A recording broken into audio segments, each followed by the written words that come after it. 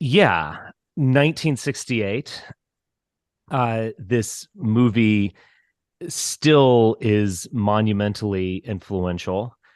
And it's perhaps most influential through parody or reference to it. It is usually up there on these various lists you might find from BFI or American Movie Classics or something, it's usually somewhere in the top 10 of the greatest films ever made, sometimes in the top five. I do think that there is serious messaging going on, but as with a lot of things with Kubrick, that messaging is layered and obscured really by the nature of the film itself. So Kubrick had basically two hits on his hands by the 1960s. And that is Lolita and Dr. Strangelove. The Lolita was actually nominated for Best Picture. Dr. Strangelove was putting Kubrick in a place of a modern auteur, but also someone who could create box office hits. I think he was originally given about $4 million in 1964, 1965. This was a long process of filmmaking. Most of it was filmed in 1966. There was a long post production, and that budget ballooned to 11 million or so, and it produced 150 million. So this was a highly successful movie. There were certainly people who claimed, I don't get it. Where's the story, etc. But overwhelmingly, it became legendary pretty quickly. Kubrick also, as you probably know, did have a foot in the kind of 1950s biblical epics, let's say. And I think that actually does tell us a little bit about what this movie might very well really be about. He, of course, was hired to direct Spartacus, starring Kirk Douglas, and he came on late in the game. It wasn't really his film, but you can see a lot of Kubrick in that movie, and it is a classic. You can tell that Kubrick came from the Hollywood that was creating these massive biblical epics like the Ten Commandments, Ben-Hur, etc. And I actually would suggest that thinking about 2001 in that way might help to unlock it. As you also might know, 2001 was a different film in many ways. I mean, it's obviously hugely different than any film ever made. I mean, watching it, I am kind of amazed at his confidence to do what he did. He was around 35 to 40 when this film was produced. If I was a relatively young guy and I was working in Hollywood, the thought of just doing this, having a film in which the first 20 minutes, I believe, is silent. There's no dialogue. And then repeat that again with, the final lines are again Haywood Floyd. He opens and closes the dialogue, basically announcing that, the purpose of this monolith is still a mystery. And then going on for another 20 to 30 minutes of uninterrupted visuals. It is remarkable. There obviously is no love interest, although I guess maybe there is on some deep level. There are women in this movie, but they play very side roles. There's certainly no traditional romance. Even the action is often off screen, and again, the level of confidence to produce a movie like this and then show it to the American public and for them to overall like it made 10 times its budget or something like that, is just shows a level of confidence and mastery that we should all aspire to. As you might know, this was filmed in Cinerama. So it was, I guess the best comparison to it is IMAX. So it is a massive screen. It is not a domed screen, but it is a massive screen that basically takes up the entirety of your vision. Also, in many theaters where it was played, and I do think this is significant, there was actually the use of a curtain. In the overture, people might very well have been um, getting seated, excuse me, having a bite of popcorn, and then the curtains would actually part and reveal the MGM logo with the lion. It the logo itself might actually very well be significant. Another major aspect of this is the use of music, which is interesting and heady, but I think also might give us a sense of what Kubrick is trying to do. So there was a man, I believe his name was Peter North, who was a composer who was hired to write the original score for the film. And he, in fact, did write a score for the film, and Kubrick cut every note of it.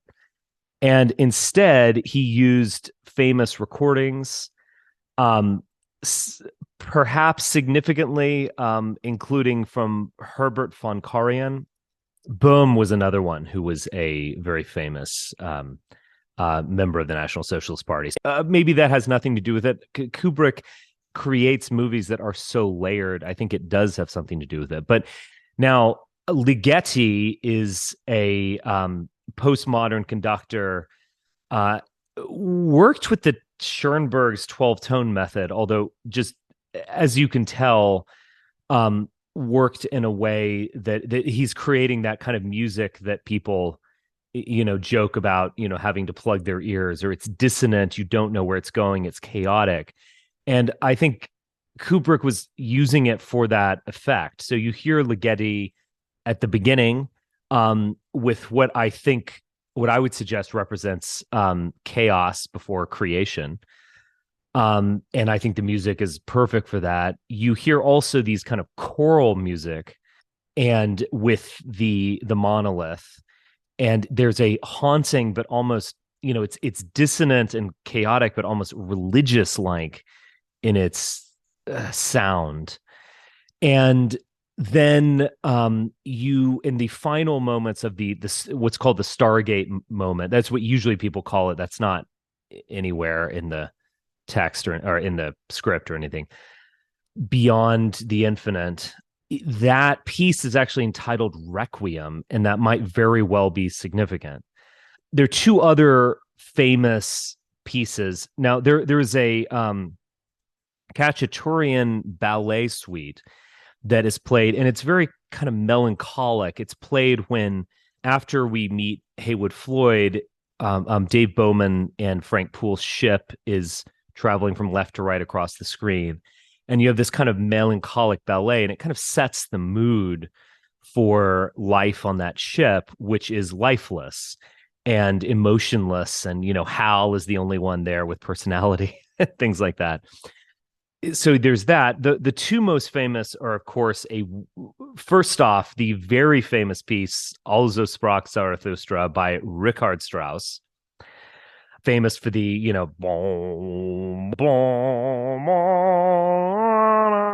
So 1-5-1 and then 3-3 flat. So it's spelling out the basic language of music, basically the tonic and the dominant, or C and G, or it's like if you were to try to get to a root of harmony, it would be the perfect fifth. And he starts out with that, and it is kind of the beginning of the world. Richard Strauss also evokes Nietzsche, and not just Nietzsche, but Thus Spoke Zarathustra. At the end of the film, we're of course greeted with the Star Child, who is a kind of evolution of Bowman, or maybe reincarnation of Bowman or something. I think that you can even see Bowman's face in the child, in the fetus. So I think it is Bowman. I don't think this is an alien. I think it's an advancement of mankind. By using that music specifically, he's evoking Strauss, obviously. He's evoking Nietzsche, and not just Nietzsche, but Zarathustra, and not just Zarathustra, but one of Zarathustra's key images in Also Spoke Zarathustra, which is the child as part of the three metamorphoses. So he has the metamorphoses of the camel, who in effect bears the burden. And I think Nietzsche is mostly thinking about a kind of monk-like person, a religious person who's maintaining this order and bearing the burden of life and morality and continuing it, but in a completely uncreative fashion. A camel can walk across the desert, of course. Then he evokes a lion that is basically the power of negation, in a dialectic. So the lion has claws and it fiercely attacks the what he imagines as the ultimate immorality, which is a serpent or dragon with scales, and he's slashing away at it. He's engaging in just extreme pure criticism. But even the lion can't quite be creative. This is why I mentioned a little bit earlier that that MGM logo might actually be extremely significant if we know Kubrick.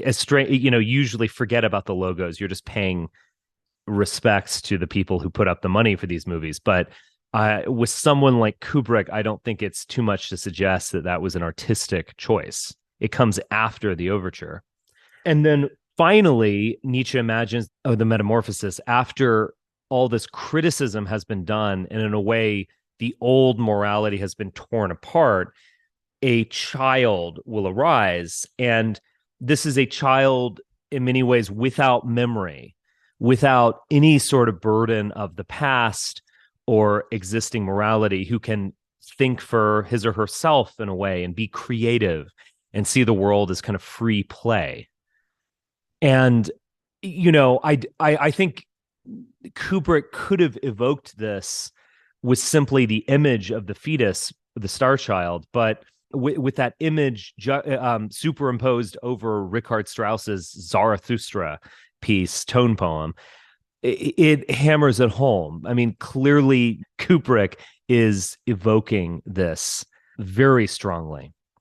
There's also the Johann Strauss waltz, which it's interesting that Richard and Johann share a surname, and that also might be significant.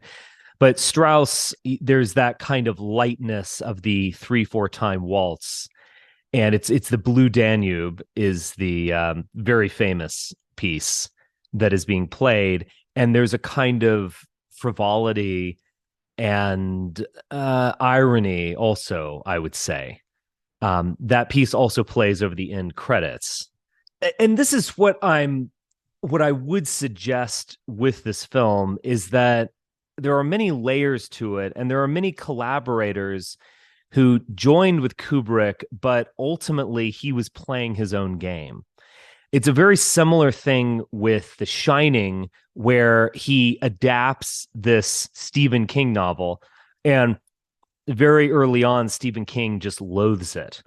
You've betrayed the novel. You've turned it into your own thing. Well, this is what Kubrick does. He needs some sort of source material, and actually there are multiple source materials that he's trying to reference and integrate. And he takes these as his own vehicle and pushes them forward into some place that I think his collaborators aren't even quite aware of. So almost just as famous as the movie is the book. Here's my copy, actually, 2001 by Arthur C. Clarke. And it actually was released a few months after the movie. Kubrick hired and paid Arthur C. Clarke himself before getting funding from MGM. So Arthur C. Clarke was Kubrick's employee, as it were. Now, Arthur C. Clarke is a monumentally famous and important person in his own right.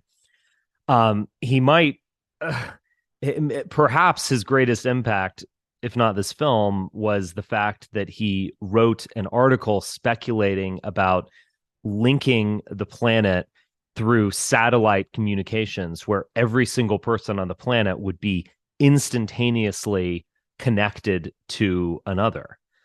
um you have to imagine these things before you can implement them, and he did that. So he is a genius and a technologist, futurist of the highest order.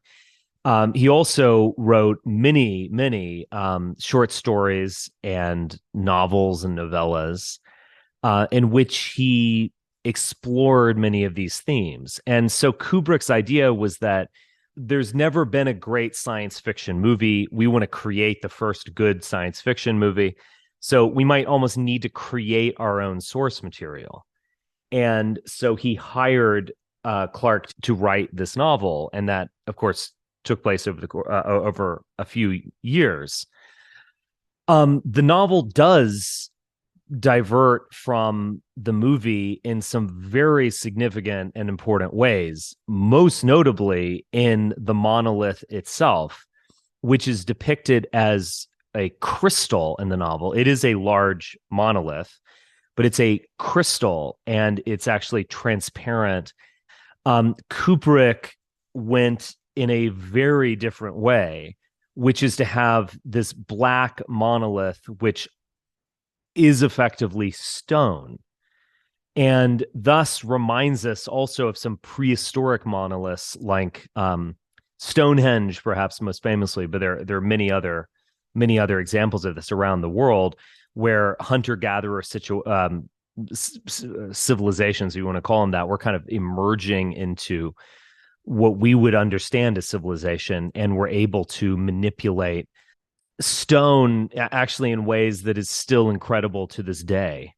The Giza pyramids and so on are other examples of this. So it evokes the past in that way. It evokes stone, and I think it might very well evoke other things as well. So Kubrick is his own person. Kubrick is also a rather cagey and esoteric type artist. And reading the novel, although it is a good novel and really interesting, I think might actually be rather deceptive in terms of what Kubrick is trying to do. Another one of these deceptive facts is that Arthur C. Clarke, in his way, kind of wants to explain everything. And I think Kubrick thinks more metaphorically and allows something to be ambiguous. So it both is this thing and is something much bigger than that. I mean, an excellent example of this is HAL, the computer. So this is from chapter 16 of 2001. The sixth member of the crew cared for none of these things, for it was not human. It was the highly advanced HAL 9000 computer, the brain and nervous system of the ship.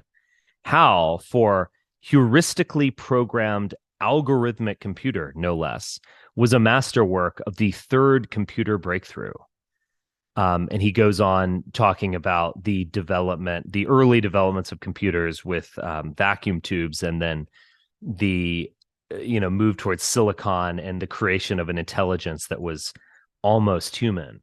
Well, I think something like the heuristically programmed algorithmic computer is a euphemism or cover story, as it were, about what this film is actually about. And I think there's also some layers to who HAL actually is. And I think there's an interesting debate to be had about his relationship to the monolith, his relationship to humanity as well.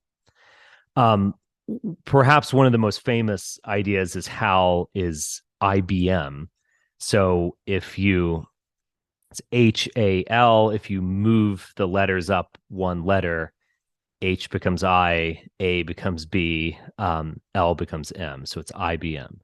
IBM also does appear in the film when Bowman is searching for Frank Poole, who's flowing out into deep space.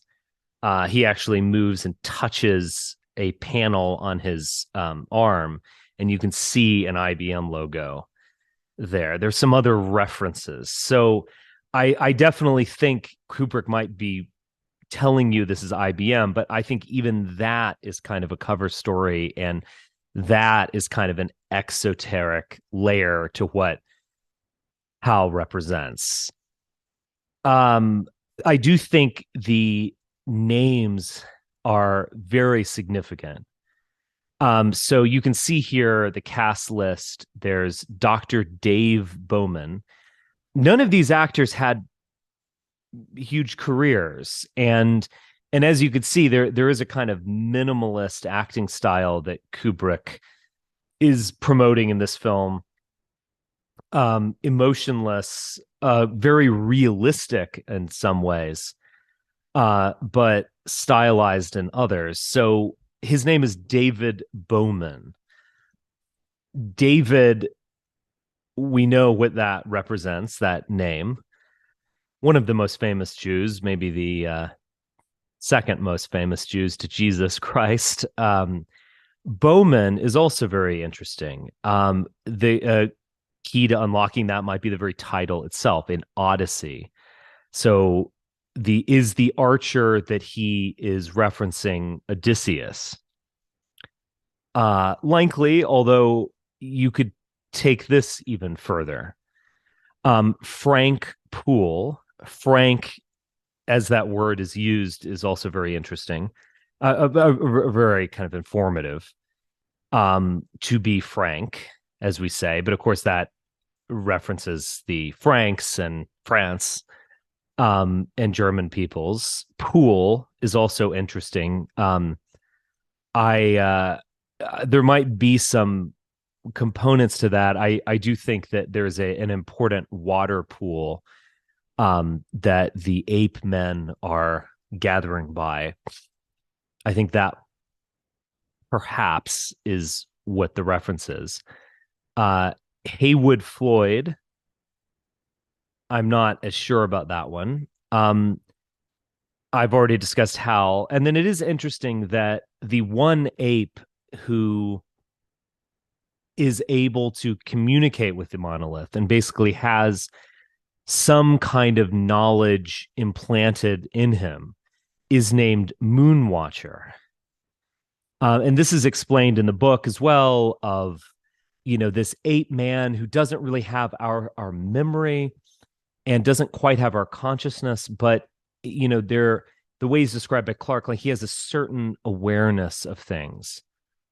And there's a touching scene even where his father dies, as these apes do, and he ultimately takes his father outside of the cave to be eaten by leopards, or I don't know, some kind of primitive beast. And yet he feels something. He actually mourns for a little bit. So you can see in this ape man, as he's depicted by Clark, a kind of awakening towards some kind of humanity. But it's curious that he's called Moonwatcher. So he's always staring up at the moon, and he'll sometimes reach out and try to touch the moon, but he seems to communicate with the moon. And I also think that is highly significant. One more thing before I pass the baton, and also before we start kind of watching some selections. So a lot of times with Kubrick, one film will lead to the next one, and there will be some kind of idea that gets raised in a film, and he wants to further develop it in another one. And of course, all of his films are kind of referencing each other.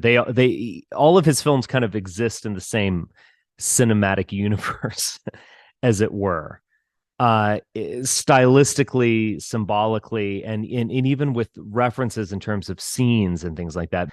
There's certain looks, there's certain aesthetic choices and symbols that seem to recur.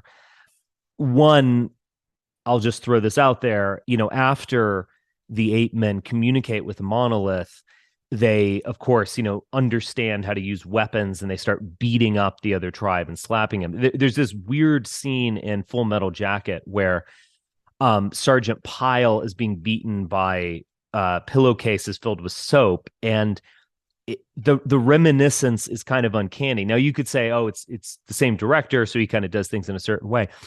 Sure, but I think he might actually be kind of interlocking his movies, and that is very interesting. But anyway, why I mentioned this was that uh, Doctor Strangelove was, maybe Kubrick's first big artistic triumph, where he used satire and irony and horror and political commentary to create a sensation of a film.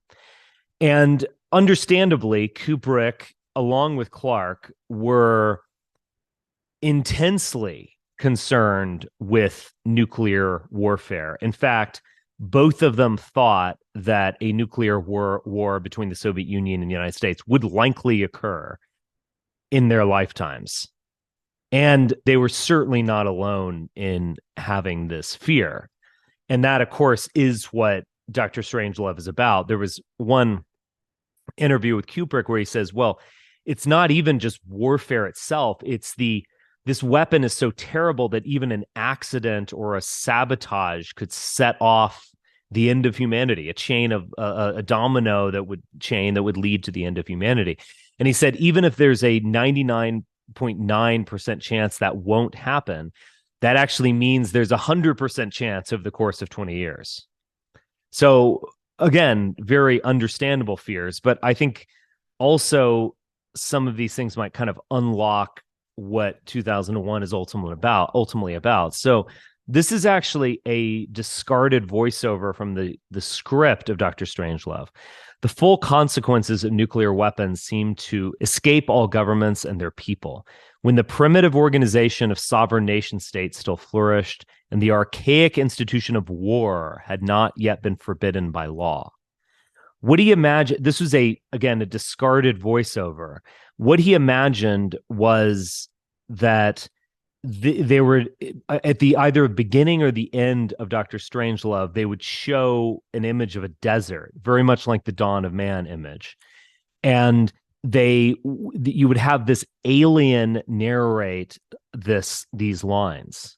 So he was like an enlightened alien looking upon the folly of humanity and lamenting the fact that they still were engaged in the primitive superstitions of nation states and war, almost like we would look on the Middle Ages and lament that they were still engaging in bloodletting or burning witches or something like that, just as this primitive formation.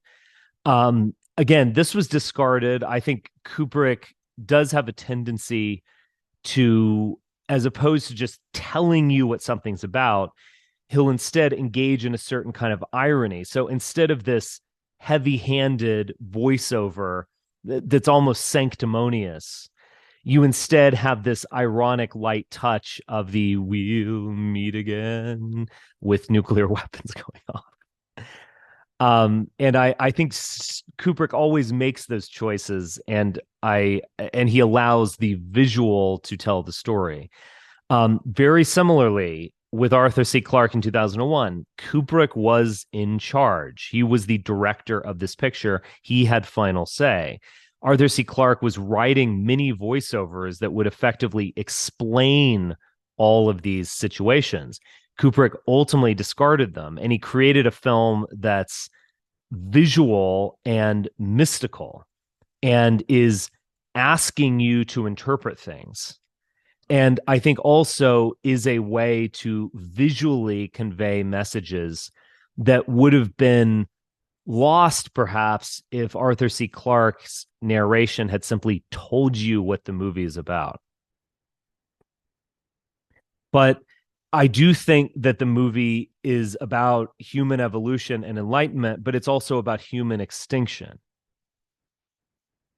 It is a sci-fi, almost atheistic fantasy, but I also think that it has one foot in the biblical epics of the decade prior.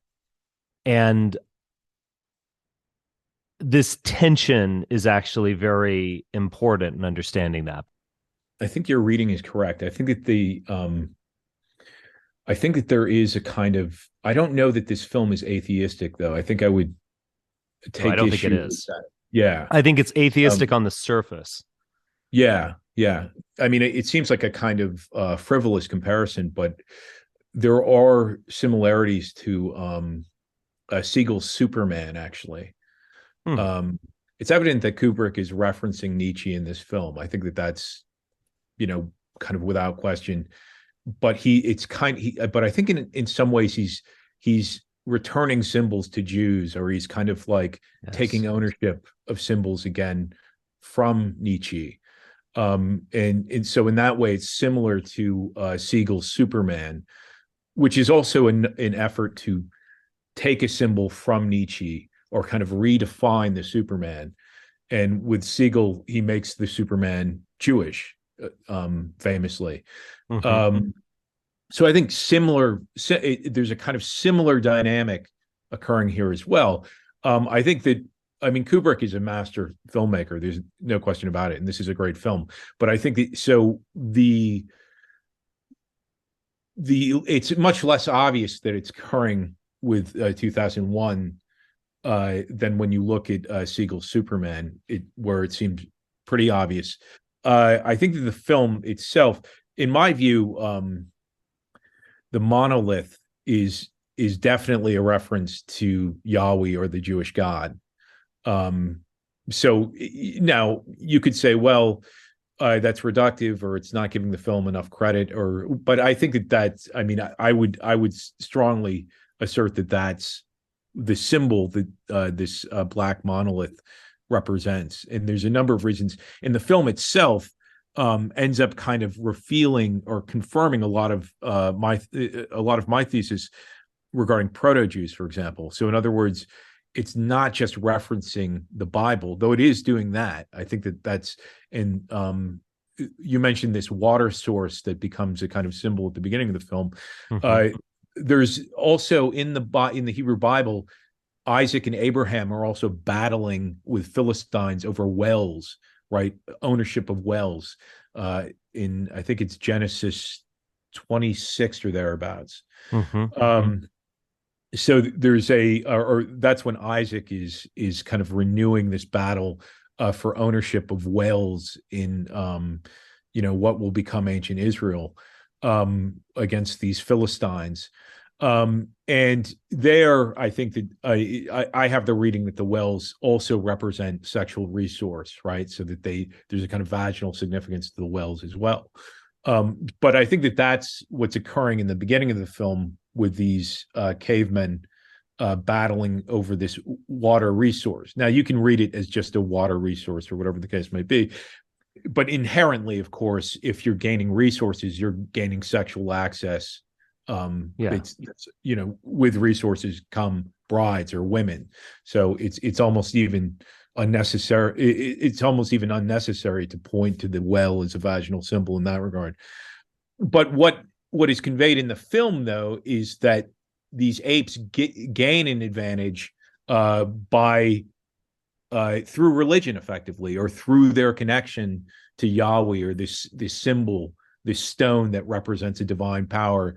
So religion becomes a way, it becomes a kind of technology that allows them to wage warfare against otherwise equal tribes, right? So Mm-hmm. in other words, there's no way to distinguish between these two ape tribes, except that one's basically got this God force on its side that's giving it a kind of intelligence, but represents a kind of technology that makes it invincible against this other tribe of apes. And so I think that that's the message that Kubrick is conveying, is that religion represents a technology that allows dominance and success against other, human or primate groups, human groups, of course, right, is the metaphor.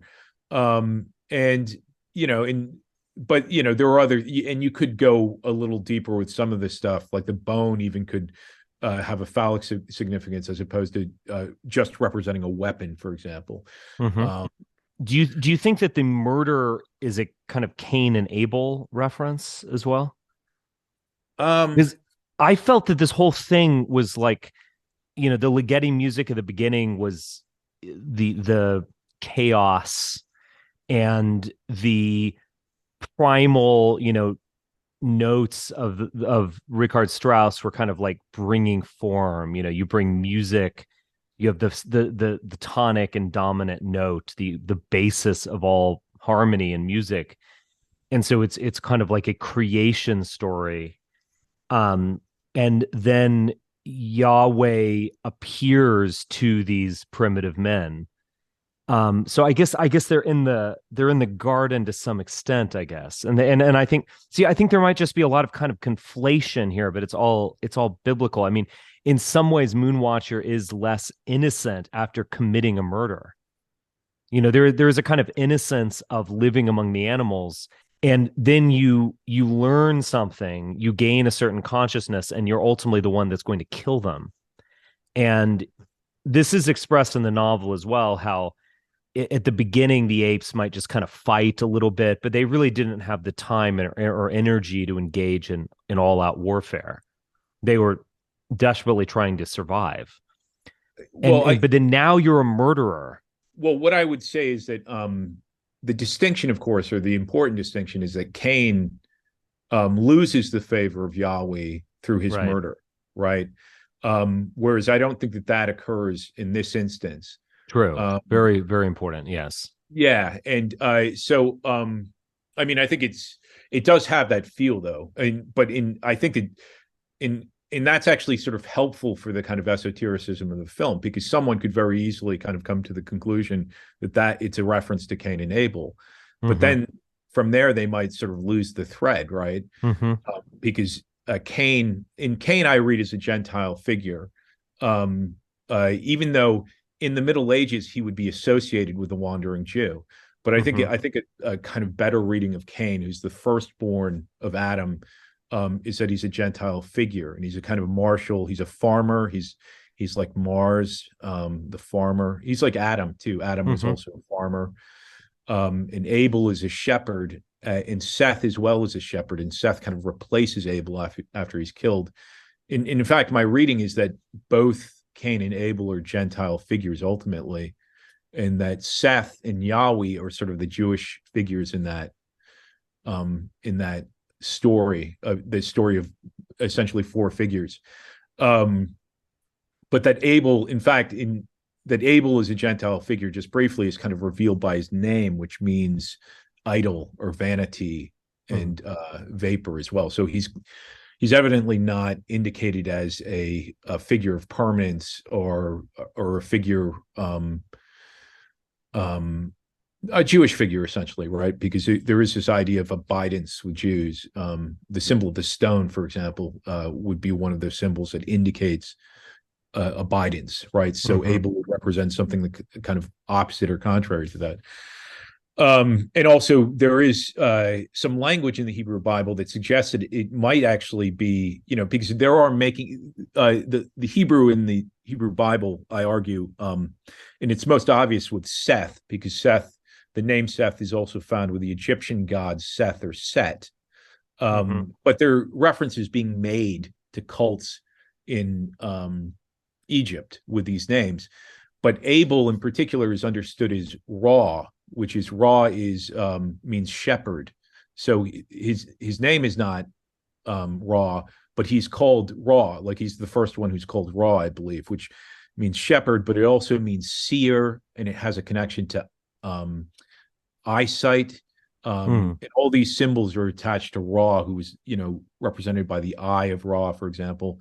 And that word even may mean falcon, and Ra was a falcon-headed god. You know what I mean? So I think that there's indications that Abel is a reference to Ra, and Ra is a kind of solar celestial god. Um, if he's not Aryan invention, right? This is another question. If he's not Aryan in invention, he is an Aryan symbol. So he represents Aryan nobility, or the pharaohs. He represents Right. a ruling nobility. You know what I mean? And he's a kind of shepherd that is killed by this other, I argue, is a Gentile figure in Cain. but that opens the door for Seth, who is, and also Yahweh is kind of orchestrating these things because Yahweh's favoring Abel, but then Abel dies and Yahweh favors Seth. And I argue he may even be the father of Seth. Some of the Hebrew seems to indicate that. I think you understand my point, but Yeah. we're Well, off. let's focus. We're Let's off. focus on the Yeah. monolith itself. I mean, so Yeah. Well, so the stone as a symbol yeah, becomes one of these symbols of Yahweh, yeah. right? So there are symbols that we I'll be can right back. associate with Yahweh, and probably the most salient, I would say, that if I had to pick two, it's fire and the stone are kind of the most salient symbols that you could associate with Yahweh. Yahweh is the consuming fire, and part of this is a metaphor about sacrifices being given to Yahweh, whether sheep or grain, these different sacrifices given to Yahweh. Um, and then the stone is the other symbol. He's an abiding stone.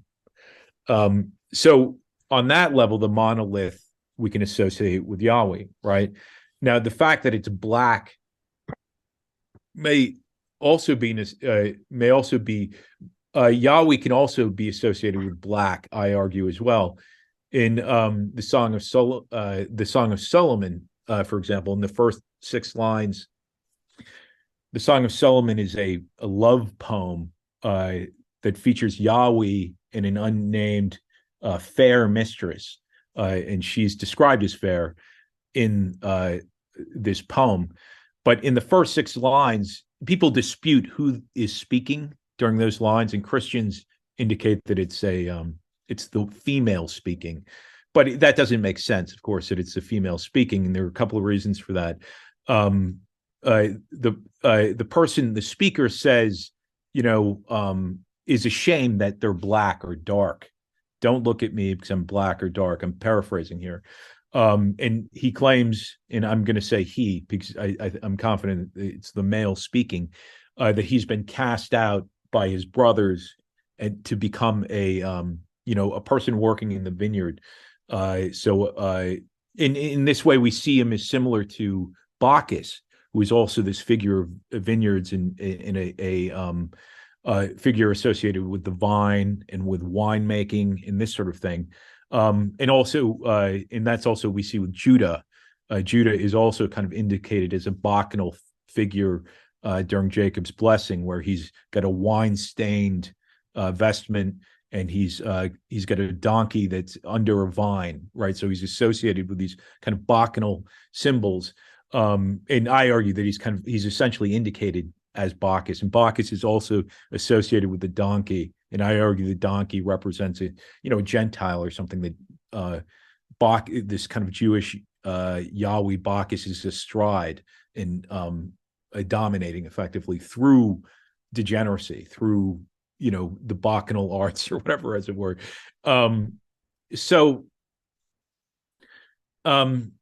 but not to go too far afield. So the stone itself we can associate with Yahweh. But also, and this is something that Young points out, and I think that Kubrick is obviously working at a very high level as a symbolist, and so I think he's aware of these things, and in the work itself is a sophisticated symbolist work. But Young points out that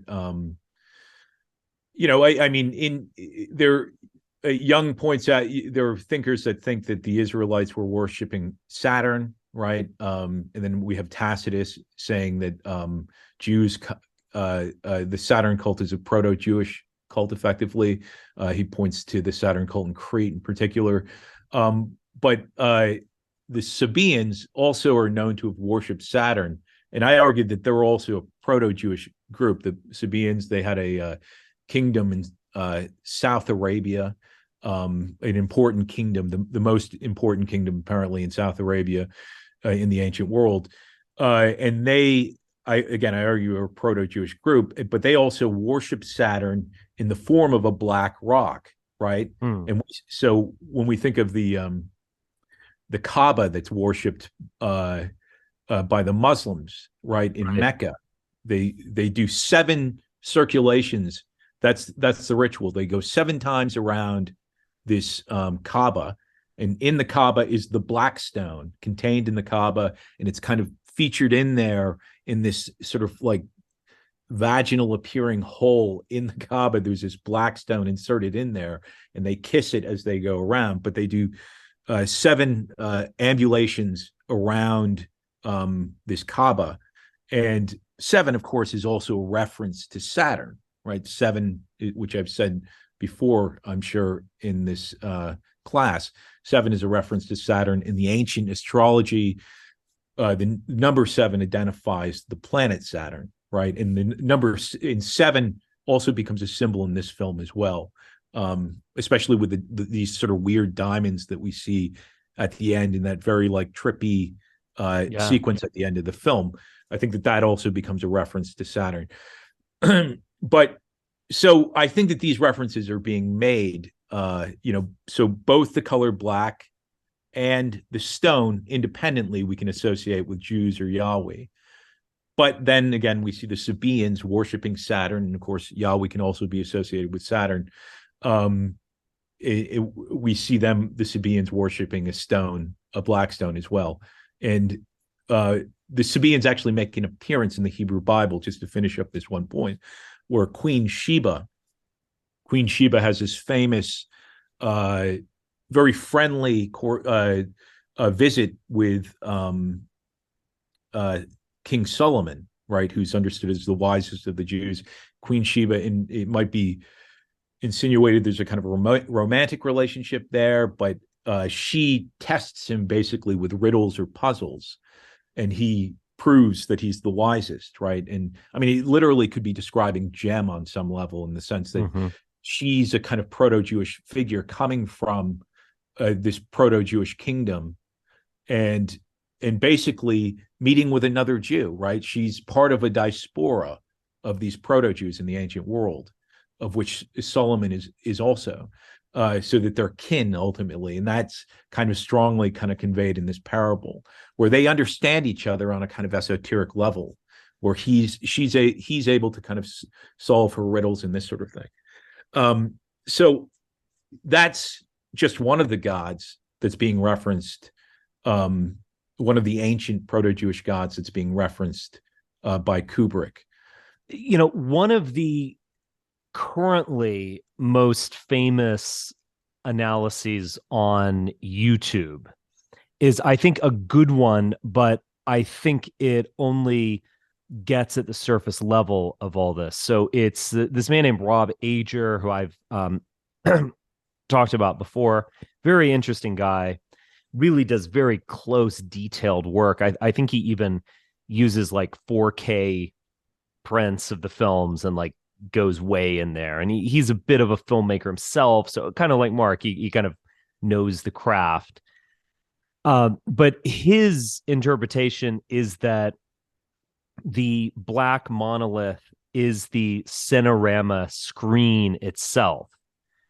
And so basically Kubrick is saying that there's this, because it's very interesting how exact references to alien life are kind of removed from the film.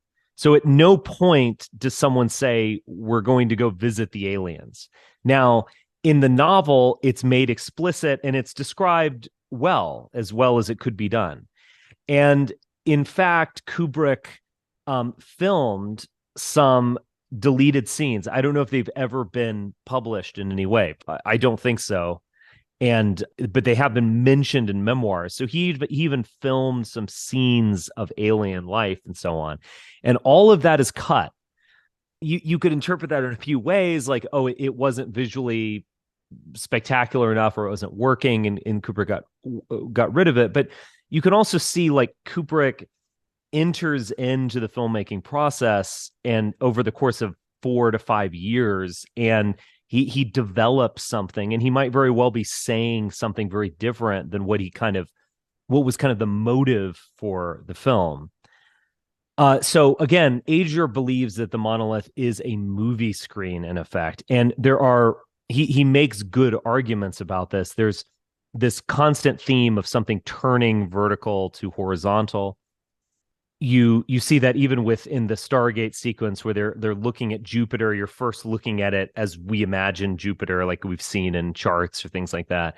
And then you start to get to this alignment where you're turned around, very similar to the opening shots of the film, where you're on the on the moon, and then you're looking kind of horizontally at the alignment of the sun, earth, and moon, similar in Jupiter. And what he's saying is that he wants you to turn the monolith over to its side and see it as a movie screen, and that the film medium will be a way of communicating enlightenment to the masses. So there's almost a sinister element to that. There could be layers. I think there's layers to it. I Yeah. think, is he right? I don't quite know, but does he make a really compelling argument? Yes. Would Kubrick be the type of person to do that? Also, yes. So I think there's reason to believe that Adria's right. But I think that's kind of avoiding like the deeper things. I mean, the movie screen is just the next stage in media. And it's actually kind of been surpassed by another monolith that we hold in our pockets. This thing, you know? And there's many monoliths in here. So Hal himself is a monolith with a red, eye. Even when Haywood Floyd is going to the bathroom on his trip to the moon, there is a black monolith rectangle that has the instructions for a zero gravity toilet, and he's reading it. So it's a reference to media itself. And sure, maybe Kubrick did see the movie screen, and particularly even the Cinerama. He might have kind of overestimated its power, but he saw that as like, this is the next stage of evolution of media, how we enlighten and convey messages to the public. But it's also deeper than that. I mean, the tablet, the monolith is also the tablets on which the Ten Commandments are inscribed. It is basically a medium of communication, and in that way directly references Yahweh again. I would take a stronger reading, which I think is what you're suggesting, is that the monolith is Yahweh himself. Yeah, but again, I don't. It's not to like, because there also could be a kind of Jungian significance to his reading as well, which I don't think we should discount. In other words, he could be picking up on something that may not have even been intended, or maybe it was intended as a kind of layer of symbolism. But I think that the point is, though, is that often Gem is layered, and the reason why this is meaningful.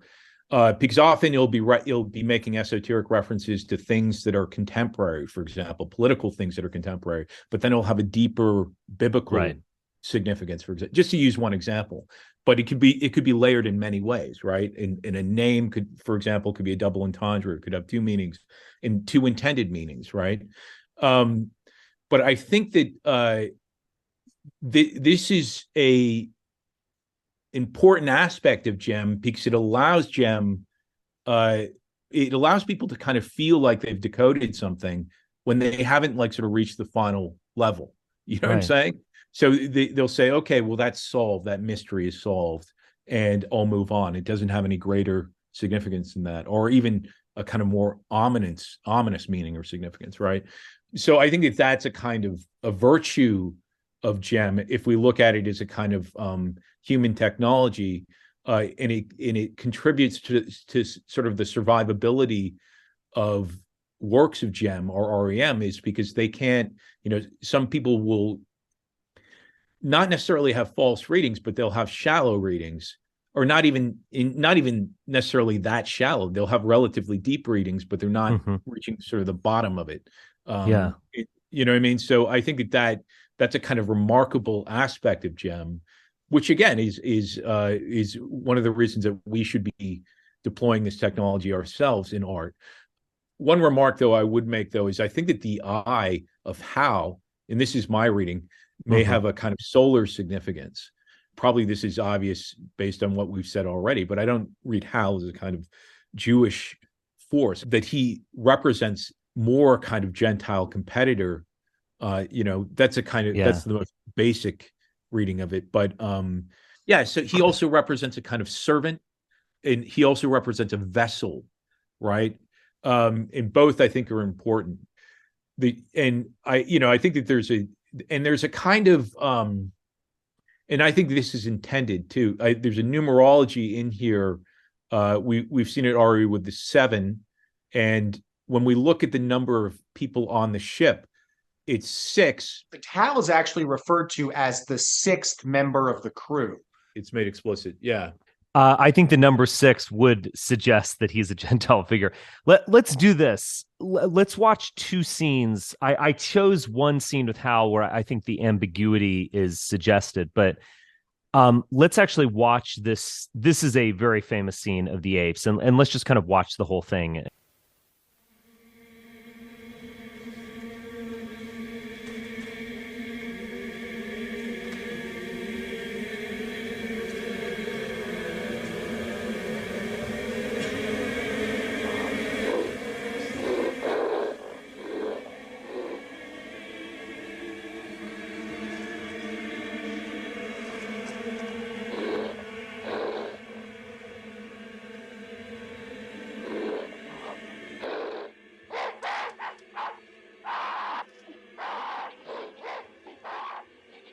This thing appears, this black rock, and I think the music choice here is incredible.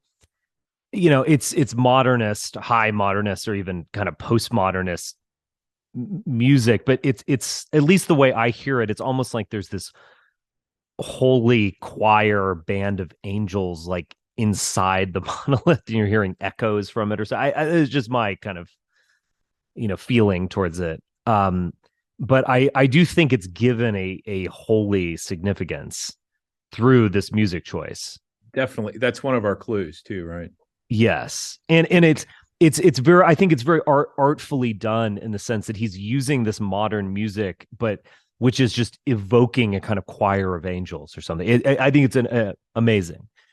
But also we are here again at this alignment that we remember from the opening scene of 2001, of an alignment of the moon, the crescent moon up there, and he is moon watcher, and then the sun, which I guess is now kind of risen. We're almost at midday, kind of peaking above the monolith. So it's an amazing image just in itself, of course. But what do you think this is indicating? Well, of course, there's some degree of speculation here, but Yeah. one thing. So another deity that I think that's being referenced, another proto-Jewish deity that's being referenced, is Nana or Sin. The Akkadian name is Sin. The Sumerian name is Nana, a moon god. And this is something that Evola points out. It's something that Jews themselves point out, but Jews have a kind of lunar identity versus an Aryan solar identity, right? Apollo would be an example, of course, of an Aryan solar identity. And then again, Hal with that eye that I argue is solar. And the sun is also given a kind of eye significance in ancient symbolism, especially in Egypt. And that crescent moon in particular becomes a symbol of Nana in the ancient world. And I think, if I'm remembering correctly, it becomes a kind of crest that's depicted on his head as horns. He becomes the lunar bull, for example. You know what I mean? The crescent moon in particular becomes a symbol of Nana or Sin. And again, of course, when the the scientists discover this monolith, they discover it on the moon, of course, right? So there's additional references to the moon, or this monolith is given a kind of lunar significance. And in fact, toward the end of the film, when David Bowman is looking into the monolith right before the scene of the star baby, the camera tracks into the blackness of the monolith, and then the first thing you see is the moon, a full moon, right? So the lunar significance is important here, and it's actually because it's sort of I don't know time of day. It's dusk apparently here. It's actually more striking. But in any case, this crescent moon becomes a symbol in the film, and uh, again, that's also a proto-Jewish deity, and Jews have a lunar significance that we associate, especially with Mesopotamia, as opposed to Egypt, which is understood as a kind of more heliocentric or solar society, with the pharaoh related to the sun and to the god of Ra, for example. But in Mesopotamia, where we understand Abraham comes from, Abraham hails from the city of and the city of was the seat of Nana's cult. And in fact, there's an etymology for that relates it to the moon cult, right? In Mesopotamia. So we have this idea of Jews as a lunar people and Aryans as a solar people. And that's even reflected in the calendars. The Gregorian calendar, for example, is a solar calendar. Apparently, the Egyptians also had a solar calendar, but the Mesopotamian calendar is lunar, and that's also true of the Hebrew.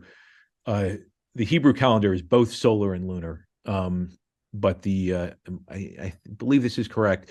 The Muslim calendar is lunar, but this is the reason that they have these sort of movable feasts or holidays in both Judaism and in Islam. That's to say that it's not always the same date, right? When these holidays are celebrated, because it's a different calendar. It's a lunar calendar, right? So we're talking about a lunar people versus a solar people. And again, Evola to his credit, Evola has many flaws, but this is something that he kind of points out and maybe even emphasizes, and it's a good thing to point out. You know what I mean? So the nocturnal, the lunar, the chthonic, these are all symbols that we can relate to Jews and to proto-Jews in the ancient world. But what's the significance of the sun here sort of being bisected? And this is speculation, but I could argue that the obelisk, because I think the stone also has a phallic significance, and I point that out in my work. So the stone, it could be, you could be arguing that the stone has a phallic relationship to the sun, which takes on a kind of vaginal or womb significance, as it did in Egypt, for example. The sun becomes the womb of Ra, for example, right? Mm-hmm. So there's this idea of intermixture or admixing, right? And so the stone, Yahweh himself, becomes a kind of phallic symbol that allows the power to allow that admixture, right? So that's one reading you could have of it. I mean, it's a kind of it's a sort of Freudian / Brahmin reading, I suppose. But I think that's a possibility. The existence of the sun, and the sun is also kind of like divided. It's sort of it's not full. It's bisected, and it's almost, not to take the metaphor too far, but Jews themselves are kind of half solar people in the sense, their calendar is half solar and half lunar. They're half solar people in the sense that they are 50% European, and they are admixed among Europeans. And this is a kind of bride gathering strategy, or that is indicated even in their religion, or a kind of prerogative that's derived from their religion, or mission that's derived from their religion. So that's a reading of it. It could have a kind of bride gathering connotation. Yeah. I agree actually with your speculation. I think it is interesting that the signal is coming from the moon, and he's moon watcher. He's the one who's aware of it.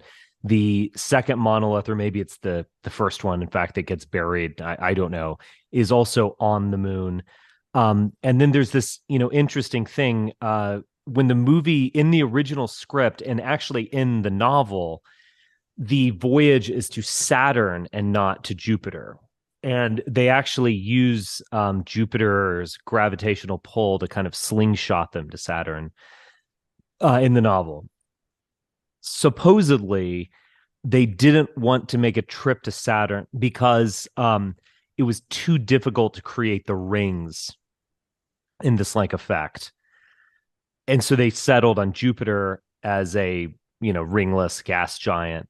But I think it's almost better that it's Jupiter. And that, again, Yeah, that I don't cover even find that story. explanation credible, given how abstract the movie gets towards the end, right? Yeah. I mean, you could have it gets so trippy, you could have a cartoon Saturn, it seems, right? Oh, yeah.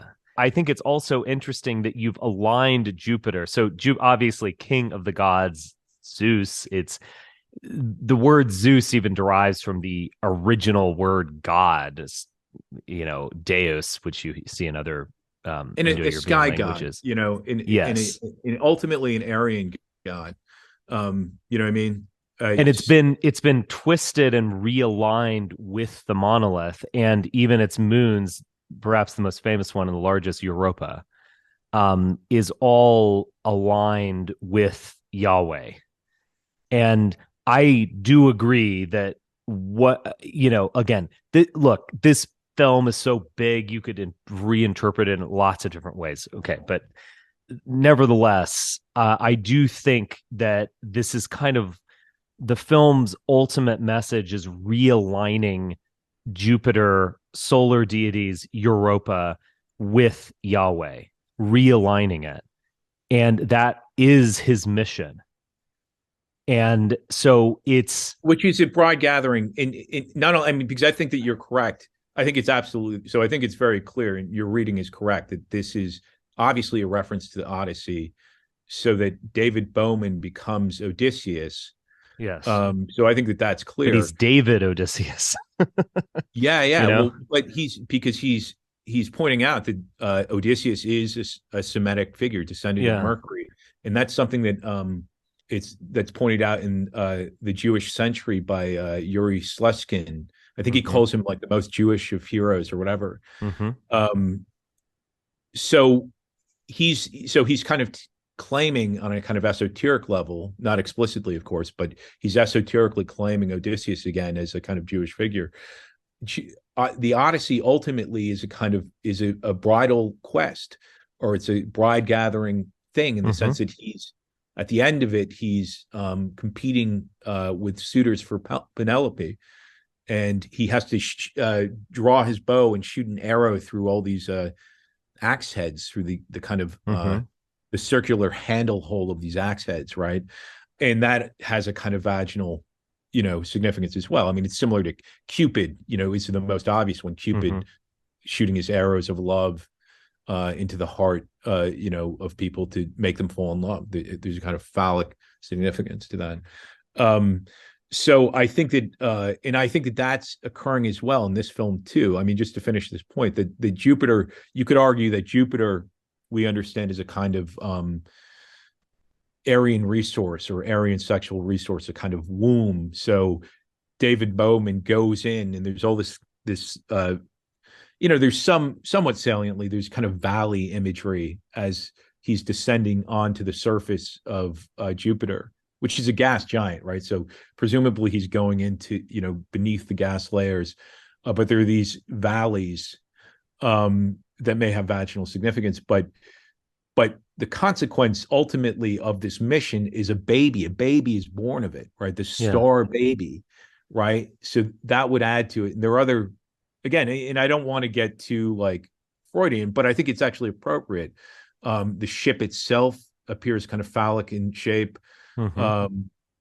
and or even kind of sperm-like. It might even be a better, you know what I mean? Mm-hmm. The ship has a kind of sperm-like appearance, and a planet itself has a kind of egg-like, shape.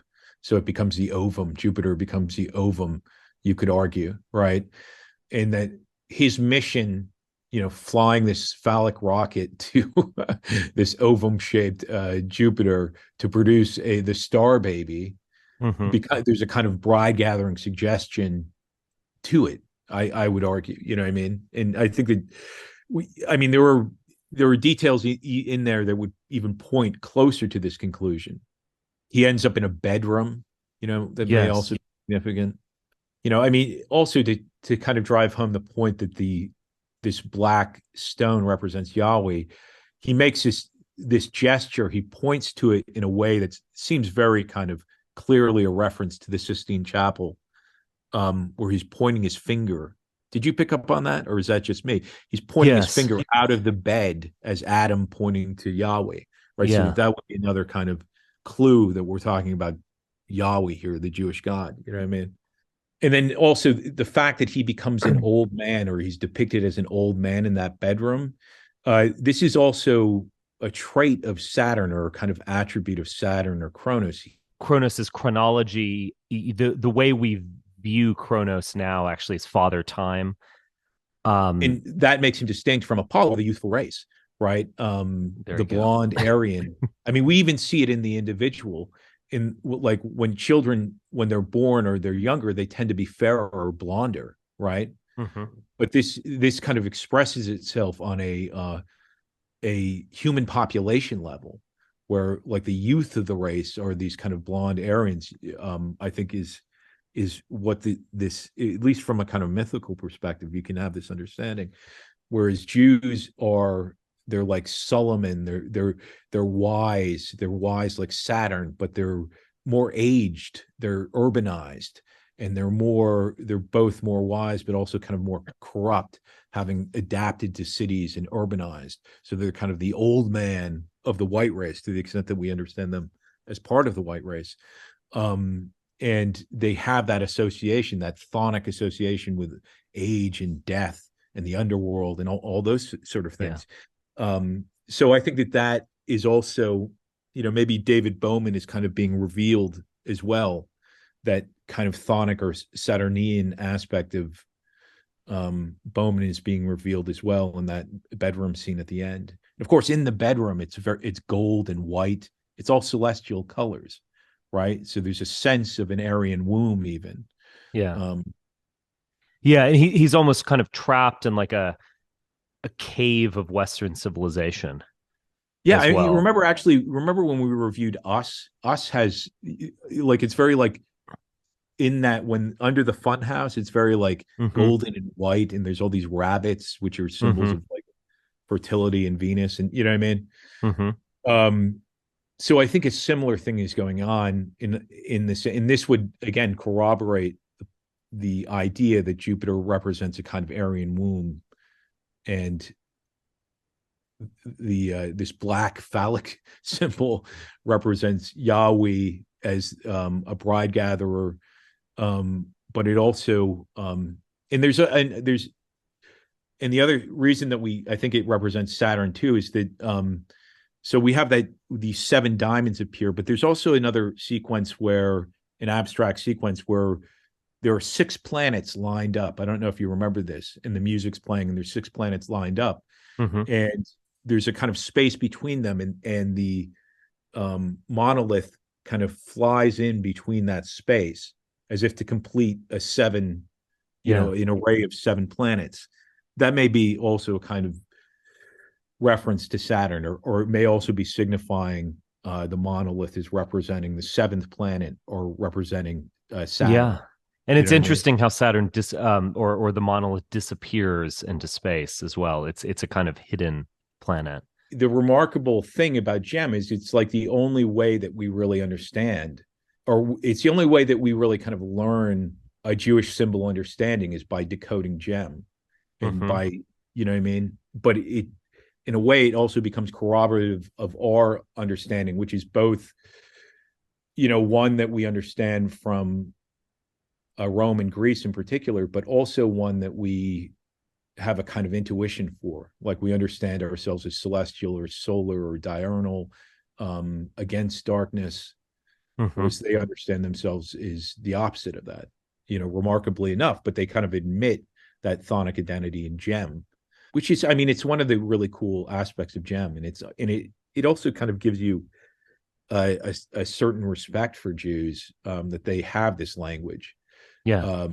and that, we had it in the past, in Rome and Greece, to this extent or that, but we can learn a lot from them and their understanding. And it's also, Gem is also the place where Jews are honest, which is really cool. When you can like figure out what they're saying through the symbols, you're like, oh, okay, they're actually kind of admitting what's going on, and it's cool. It's a kind of communication with them. You know what I mean?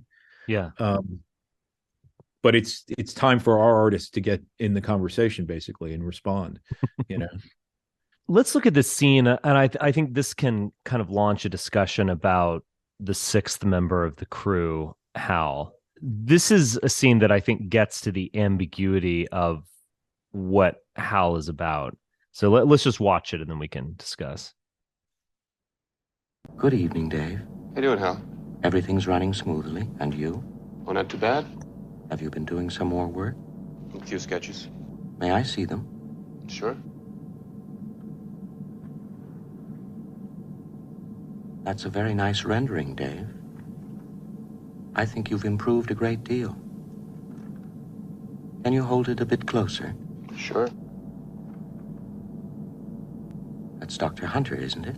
Mm-hmm. By the way, do you mind if I ask you a personal question? No, not at all. Well, forgive me for being so inquisitive. But during the past few weeks, I've wondered whether you might be having some second thoughts about the mission. How do you mean? Well, it's rather difficult to define. Perhaps I'm just projecting my own concern about it. I know I've never completely freed myself of the suspicion that there are some extremely odd things about this mission. I'm sure you'll agree there's some truth in what I say. Well, I don't know. That's a rather difficult question to answer. You don't mind talking about it, do you, Dave? No, not at all. Well, certainly no one could have been unaware of the very strange stories floating around before we left. Rumors about something being dug up on the moon. I never gave these stories much credence, but particularly in view of some of the other things that have happened, I find them difficult to put out of my mind.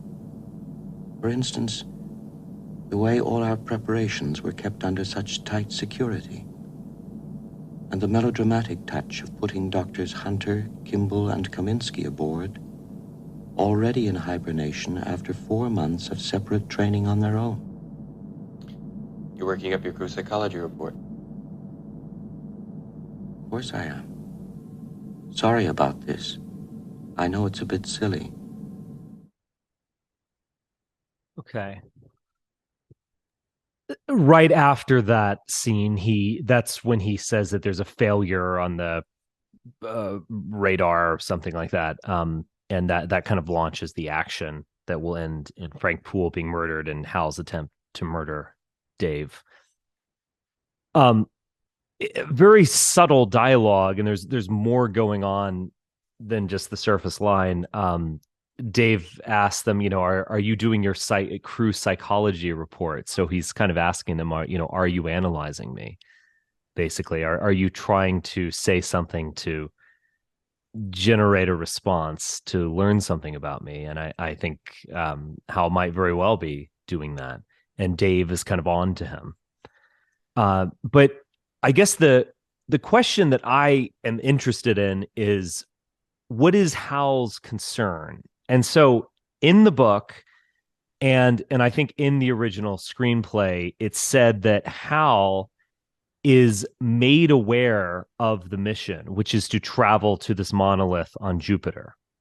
And that mission directive is revealed the moment that Bowman turns Hal off or takes out his cerebral functioning. Hal is just now just a automatic machine that regulates air conditioning or something.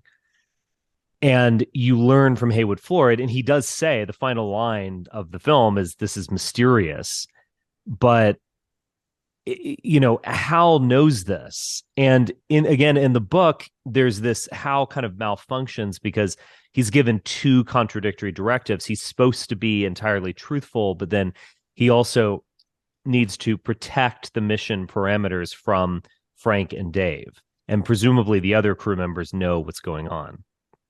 I think that is a cover story.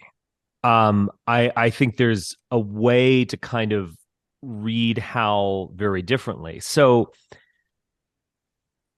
obviously, Clark and Kubrick overestimated the development of artificial intelligence by many, many decades, but kind of understandably so. And they imagined creating a human-like intelligence through silicon that would begin to think for itself.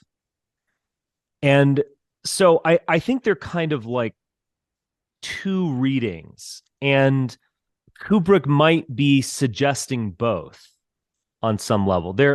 Let me give you first the, I guess, ostensible reading, but a reading that is somewhat inspiring and is probably the reading that is preferred from the hippies who actually like this movie.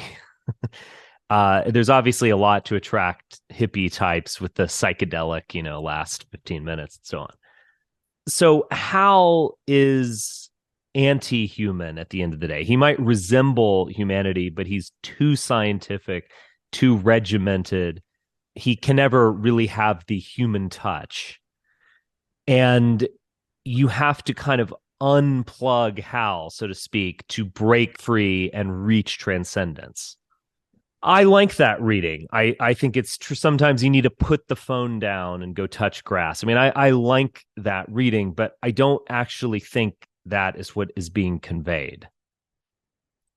I agree. I think Hal is IBM, but even that's just kind of the top layer. I do agree with what Mark suggested about an hour ago. I think Hal is a Aryan figure, and he's suggested by the red eye, but also suggested by his confidence and even ruthlessness and willingness for self-preservation, but also through the fact that he seems to have a concern about this mission. If we assume that he is an artificial intelligence, he seems to have a concern. And as many people have pointed out, there's this lifeless quality of Frank and Dave. Frank doesn't even seem to get very emotional regarding the birth or his birthday, I think, and his parents greet him. He's just lifeless. And it's almost like Hal has the most personality, even though you might have to kind of read between the lines to see it. He's almost more human than the people on board. But I think the way that I would, this is my understanding of it, is that Hal has a concern about going to this monolith because it is a super intelligence that is in competition with his own. He might represent that atheistic scientific future that seems to just be always just be out of grasp, but we're kind of perhaps moving towards in some way a future where intelligence will reign and we can scientifically build a new world. And of course, there's some drawbacks to that. Kubrick's concerned with nuclear holocaust and all that kind of stuff. But the monolith is something different. And if we take the reading that we've already just suggested, Hal and the monolith are really in competition. And visually as well, the HAL is a monolith, so it's a medium of communication, but it's also one with the sun in the center. And so I do think that these things are in conflict. And what exactly HAL wants or thinks is a mystery. And he does seem to be worried about the mission, but he seems to think that he might need that these people who are about to meet this monolith are about to unplug him and destroy him. I might even suggest that Hal might want to destroy the monolith. But at the very least, he's a competing figure with the monolith. It's a different type of intelligence. And the monolith is something that's going to kind of teach Dave something new and realign Europe with Yahweh and so on. HAL is not going to do that. And so I ultimately think what Kubrick is suggesting by turning off HAL is something very different than how this is taken mostly in this kind of hippy dippy way, because you're turning off HAL, you're getting back in touch with the monolith. And that's the real implication of this. I do think HAL is an Aryan. It's the name HAL is an acronym, of course, but it could be HAL could be short for Herald, which I think is like war ruler, and this would be kind of as far as naming convention goes in Gem, this would typically identify like an Aryan, for example. Also, HAL, in Shakespeare, HAL is a nickname for Henry. So again, it might even evoke a kind of warlord, a Martian type figure who is again in competition with the monolith. Yeah, a warrior class, a noble class, a king class. These generally appear to be associated with Aryans, with unless they're modified in some special case, such as King David or King Solomon, of course, right? What's interesting to me is, well, what's the mission? Now, we might, if we take Yahweh to mean, or rather, we take the monolith to mean Yahweh, which I think is evident.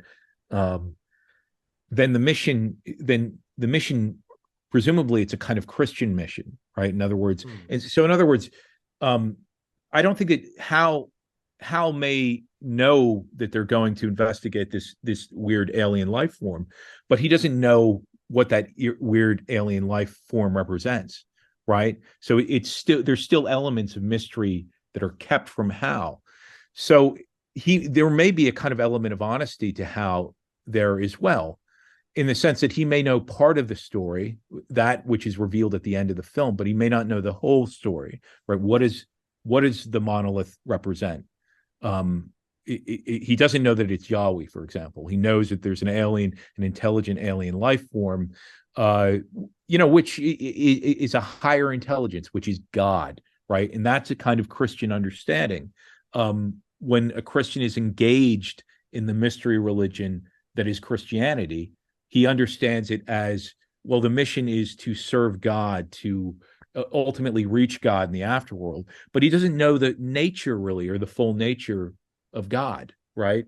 Ultimately, it's only something that you could argue that David can understand at the end, right? That the Jew can understand at the end. He can be part of the secret, as it were. He can be in that bedroom, right, where the secrets occur. So that's my reading of it, is that probably the metaphor there is, it's the Gentile trying to like fulfill the Christian mission, not realizing that it's a Jewish mission that he's fulfilling. That's what I would argue. Much like with many movies, sometimes the villains are the real heroes. One other thing I wanted to point out, and this is when we discussed this last time, I pointed this out as well. Also, Sprach Zarathustra is a reference, of course, to Zoroaster, right? Yeah, Zoroaster. Zoroaster. Mm-hmm. Sorry, but this is important as well, because this is, of course, a reference. This is on one layer, it's a reference to Nietzsche, of course, and I made the argument at the beginning of this call that basically he's doing something similar to what Siegel is doing. He's retaking symbols. And I think that this is one symbol that they own, and it is an argument that Jews make. So there is writing where they claim that Zoroaster was a Jew, effectively, right? Yeah. So that's an argument that Jews make. So from a kind of rabbinical perspective, and it makes sense, of course. In other words, Evola would disagree with this. Alfred Rosenberg would disagree with this, but they would see Jews as basically stealing from that cult or inverting that cult in some way. I think that's the incorrect reading, and probably the sort of the thinker in our sphere that came closest to understanding this was Revelo Oliver, who did not think that Zoroaster was a Aryan figure.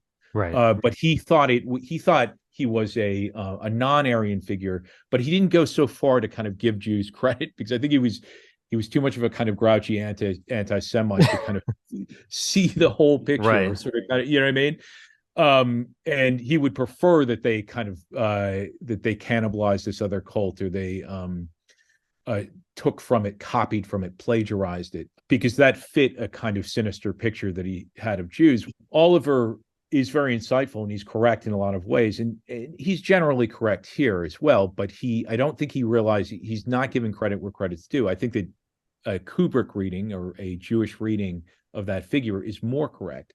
Therefore, the music, especially the music playing when we see this monolith, is basically saying, yeah, that's, this is sort of the beginning of this Yahweh tradition, dating back to Persia. This is this proto-Jewish cult that we're referencing, in the way that we're referencing Nana and we're referencing Saturn. These are all the same figure, right? These are all proto-Jewish figures, and these are all symbols ultimately of Yahweh and of God, or God as the Jew, or God as the proto-Jew, or God as this chthonic Semitic bride gathering element, right?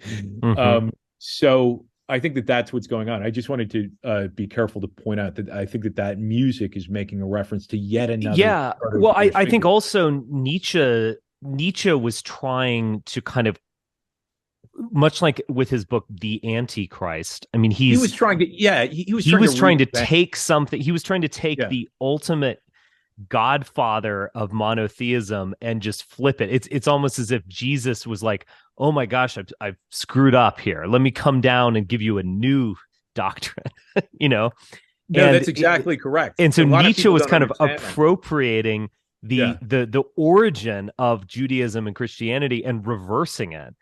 And I think 2001 is actually the opposite of that. 2001 is an attempt to take Nietzsche and make him Jesus or Jewish. And this is the kind of thing that you'll point out, and people in the DR will be like, "Oh, that's demoralizing." That's, you know what I mean? Right. But you know what I mean?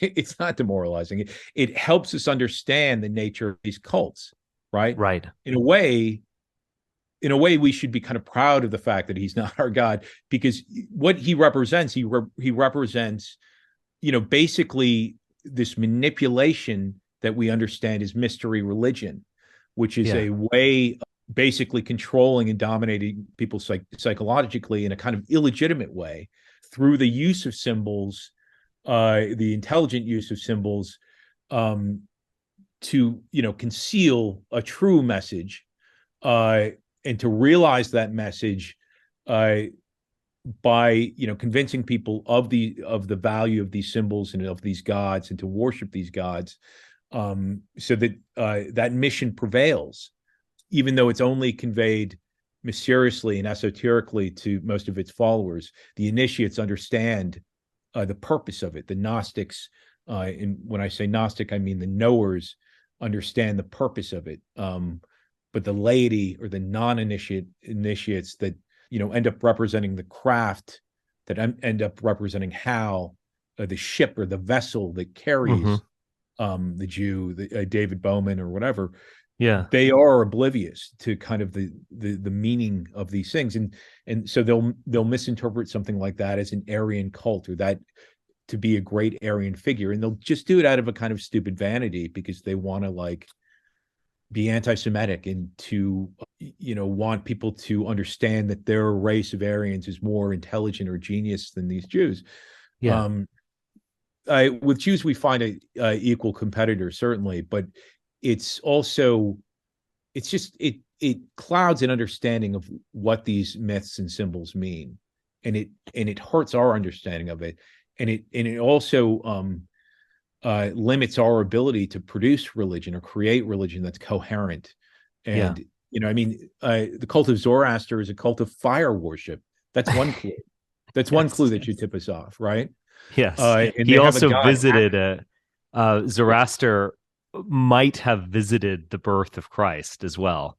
So the Magi, the three wise men. Exactly. Yeah. Yes. So it's like the 19th century tradition that Nietzsche just instinctively, I think, just bashed, in Twilight of the Idols. All these guys, you know, the Aryan Christ and all this stuff. David Strauss, a very interesting guy, but Nietzsche wrote a whole little booklet on bashing him. It's just like, you guys are totally getting it wrong.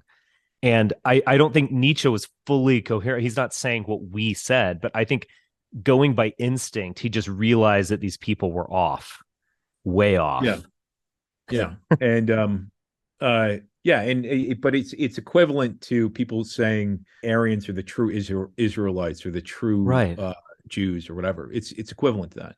Now, of course, it's not as easy a reading, and because that understanding is actually concealed. It's not something that Jews talk about generally, except in a kind of esoteric way in a film like this, or rabbis will float the theory or something like that.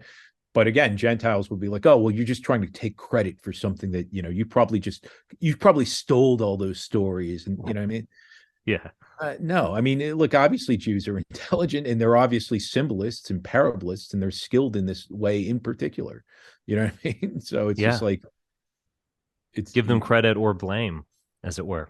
Yeah, but but also make our view of these things clearer, especially the symbols and the myths themselves, so that we know that we're looking at, and that so when we make myths or parable ourselves, we can make it in a kind of coherent fashion, and make it in a way that's moralizing, not only to people who understand the symbolism, but on a kind of subconscious, subliminal level, in the way that Jews are using these things. All right, guys. Does anyone want to comment? Maybe, I mean, we have not covered the entire film. Well, I just totally agree with both of you, your sentiments there about the film. I mean, right off the bat, Mark, you mentioned Superman. In that tiny hangar on the ship, the astronaut suit colors are the primary colors: red, blue, yellow. Very interesting. Yeah, and they're all kind of like Aryan colors too. Oh, but there is another layer to that too, because Bowman uses the red suit, whereas Poole uses the yellow or gold suit. Yes. So there is some color symbolism there. And interestingly, when Bowman goes to destroy HAL, he puts on a green helmet. Because remember, when he goes out into his ship, he forgets his helmet, and that's why that the action scene is actually really dramatic and compelling. Yeah, where he has to, go through the airlock without a helmet on, and so on. But he actually puts on a green helmet when he's destroying HAL. And Mark, I'll kind of like give that up to you. But yeah, no, green. I mean, I think it's from, I talk about the color green, or I've talked about it with, I'm sure there's references to it in the book, but I talk about it on the Apollonian blog. But the green, it's associated with spring and fertility and verdancy. But also, I make the argument it's also associated with the vine and with the serpent, right? So in Gem, it has a kind of fertility or potency significance, I would argue. Maybe especially when associated with male figures. So that would be my general. Obviously the stuff is with Kubrick, this film is abstract. Maybe we're pushing this too far, caveat, but he has a green head. He's got the serpent on his mind, or Christianity in his mind, and he's turning off HAL. And he's penetrating the vessel, remember, right? Yeah. And if that just that is the way that you start to kind of unlock these things. He gets inside HAL's head. Literally gets inside his head. I think there's both a phallic and there's a fertility significance, but there's also a kind of womb and fertility significance in general to HAL. HAL's 9,000, right? So 9, I think, may be a gestation reference, or reference to the 9 months of pregnancy. That's been my general understanding of that symbol as it appears in Gem, and maybe REM generally. Sarah is 90 years old when she's impregnated, for example, right? The ship also becomes a kind of womb you might say. And we talked about this with Blade Runner. The Nexus the Nexus 9 in the latest Blade Runner. So presumably the next generation will be the Nexus 10, which is one of these perfect numbers, both in presumably Judaism, but in the cult of Pythagoras. 10, and definitely Judaism owes inspiration to the cult of Pythagoras, including the Kabbalah might be derived from the cult of Pythagoras. And 10 also becomes an important number in the Kabbalah. Those spheres that are represented on the tree of life, they're 10 in number. And I argue that it might be related to an idea of completeness or wholeness. So there is a numerological aspect to this film as well, and the HAL 9000 might be meaningful as well, and it might serve as a kind of fertility womb symbol.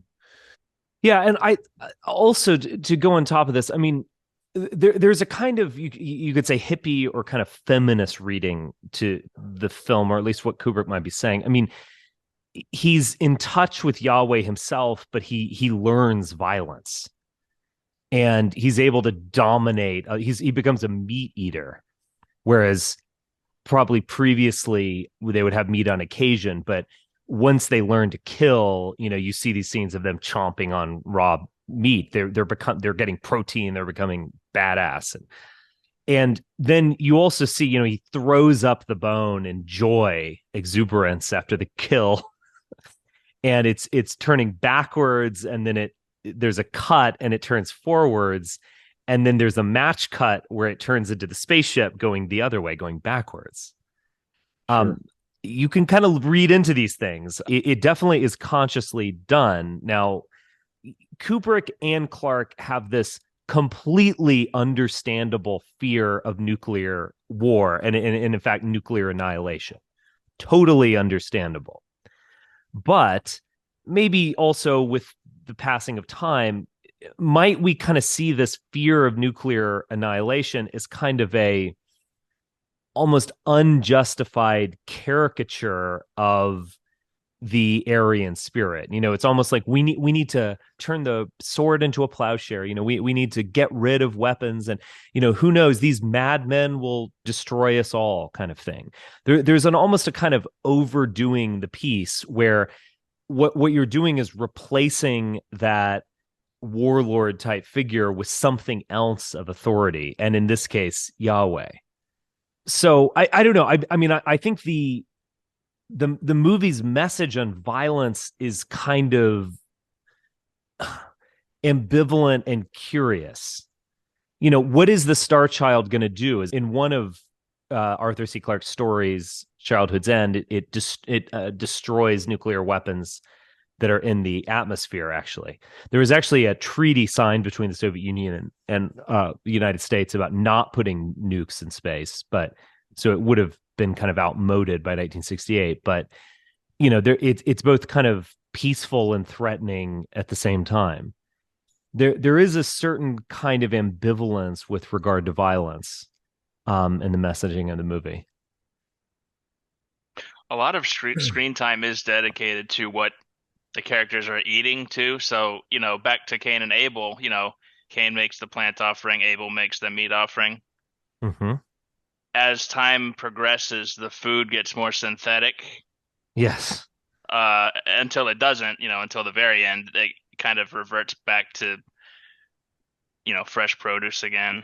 Yeah, he's eating meat at the end, in the kind of Euro Hotel Europa that he's trapped in. Yeah. There's something being said there. Yeah. Back to the beginning of the film, the apes are in a cave when the monolith comes to them. Mm-hmm. And the monolith is an abstract form. I mean, could it perhaps have come from one of Plato's realms? I don't know. Maybe. I don't, again, Kubrick is an intellectual of the highest order. He's almost pretentious on some level. Bringing Ligeti music into this popular film, Richard Strauss referencing Nietzsche. I mean, I don't think you might not necessarily be right, but there might very well be something there. When they do kind of live in a cave and he comes out and there's this abstract form. Yeah, I mean, I'm not sure I agree with you, but I'm not disrespecting that type of reading as well, because with Kubrick, if that occurred in like some other some other director's work, you could maybe say, oh well, I wouldn't read too much into it. But when it's with Kubrick, I think there's almost like no limit to his pretension. Yeah, I mean, the nods to Nietzsche are brilliant in a way. People who are fans of Nietzsche will pick up on these references. But again, I think he's kind of inverting the message, or he's saying that, well, the Jews are the Superman, effectively, in a way that Siegel is, or the star baby or whatever. This is, what I mean? So in other words, they represent the son of man or the next evolution. But it is kind of brilliant that there will be fans of Nietzsche who also will become fans of this movie because they detect references to Nietzsche, right? He's kind of rubbing it in their faces without them realizing it. In fact, some Nietzscheans will probably be like, David Bowman is the ultimate Nietzschean figure or something, or through his will, he triumphs over, you know what I mean? Yeah. Yeah. And what's funny about that? And maybe to be fair, there's a little bit of that, but that's kind of, he's appropriating it and then reevaluating it. Yeah, and I don't think that because what I'm saying too is also being a little reductive of Nietzsche, but also interesting. These things are recorded, and I don't know if they are out there. Because there is a lot. This was a film long in the making, but there was going to be a prelude to this film that would include interviews with a priest and a rabbi discussing what it would mean to discover life on other planets or something like that. So also Kubrick is kind of bringing this back to Abrahamic religion and God in the sense that he's confronting this atheistic and actually, in terms of NASA, outright Nazi organization. And he's kind of playing with it and reevaluating it. Just like someone could watch Barry Lyndon and be like, oh, what an amazing movie about the greatness of aristocracy or something. It's like, that's not what he's saying. Watch the movie. Yeah, and there is that notion of Nazi Germany too, of becoming this sort of technocratic, industrial, like science-oriented dystopia where humanity was destroyed because all these STEM Nazis got in charge, basically. Yeah, IBM, remember, International Business Machines. Also sure. So that is a reading, and in that way, it shares themes, of course, with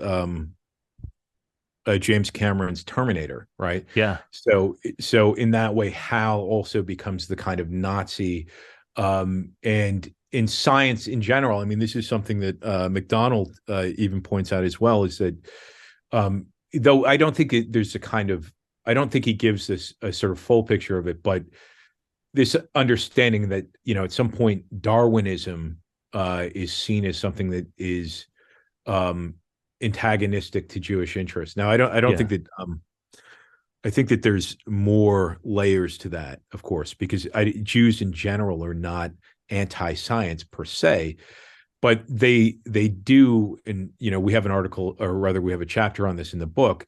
They do view science much like the field of arts as a kind of another field of basically ethnic cultural warfare, right? Yeah.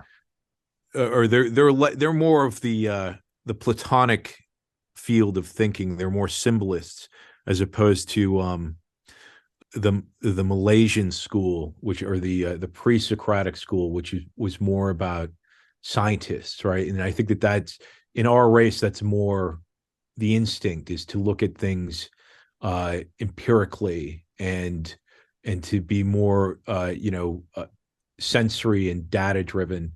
And there is a great deal of virtue to that. there is a lot to kind of learn from a Jewish mindset, including a Platonic mindset. I think I talked briefly with Richard about this before, is that it's not in the way that we're also learning from Gem, or we're learning from studying Jewish symbolism, right? It's similar to that, but it's Platonism, again, is this kind of abstract world of theory, the world of ideas, or the idea world, or the form world, as Plato describes it. But it's not, and that becomes problematic, especially to us, to the extent that we're literalists. And that has been a kind of problem with our race, especially as it concerns Christianity, right? So Christianity is, part of the problem there is that we actually thought that Christianity referred to historical events and historical peoples. And so that prevented us from having a sound sort of analysis of Christianity, not understanding it as metaphor.